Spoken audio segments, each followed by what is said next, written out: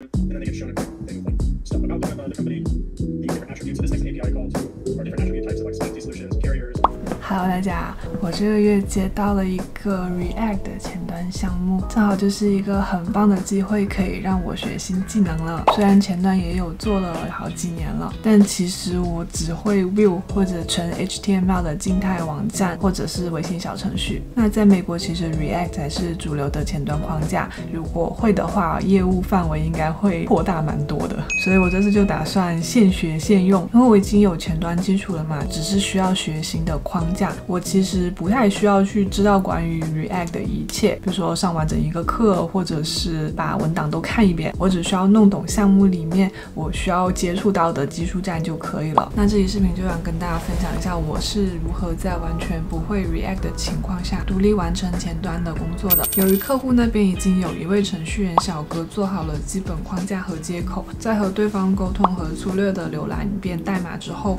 我找出了这些技术站是我需要了解的。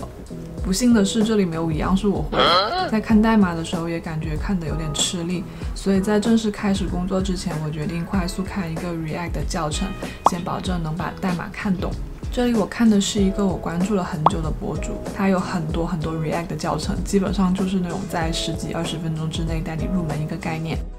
学编程的经典方法就是学写一个 to do list， 从项目创建到目录结构，搭建页面框架，修改样式，再到写页面事件、拆分组件，一个 to do list 项目基本上都能概括到。在已经有基础的情况下，无脑跟写，我就可以学会新语法了。到这里我基本能把代码看懂80%了，稍微有点自信可以开始工作了。首先我需要做一些页面设计的工作， React 比较常用的 UI 组件库呢有 MUI， 跟对方确认好界面之后，终于要开始做页面啦。此时的我其实还是半懂不懂的，最开始连要做的页面怎么导航我都不知道，后来发现原来用了 Next， 就是会自动根据文件名导航的，感觉好神奇好方便，不用另外配置 router。 很快我又发现我不知道怎么调试，突然意识到是不是也可以像 Vue 一样要装一个特定的调试工具，于是我找到了这个 Chrome 插件。虽然这样极限现学现做，感觉每一步操作都是一个完全不会的知识点，但现在我是有 ChatGPT 的人了，不懂就问简直不要太好用了。一个我常用的学习方法是找相同和找不同，比如我对 Vue 很熟悉，在学 React 的时候，如果能找到 React 和 Vue 的相同点或者不同点，就能帮助我理解和记忆。比如说父子组件传参，其中一个相同点是父组件都是通过给子组件添加属性的形式传递数据，其中一个不同点是在 Vue 中，子组件要调用父组件传过来的事件需要用 emit，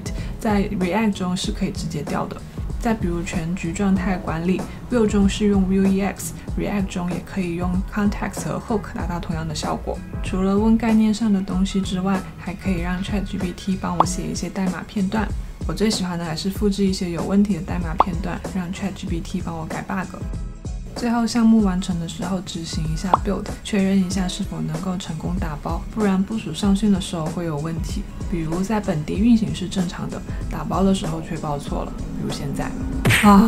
之前学的时候忽略了 TypeScript， 现在打包之后发现一堆它的报错。其实如果开发工具上面装了那个 TypeScript 的插件的话，它旁边是会有那个红色字的错误提示的，但是我看项目在本地运行是没有问题的，所以我就把它忽视掉了。结果打包的时候该来的还是来的。大概看了一下这些错误提示的出现情况，感觉就是要把我之前开发的页面全部都得过一遍去改的节奏了。我感觉今晚不用睡了。我发现了一个可以用来测试收验证码的好东西，就是这种临时邮箱，就不用再用自己的邮箱或者是乱编一个账号了。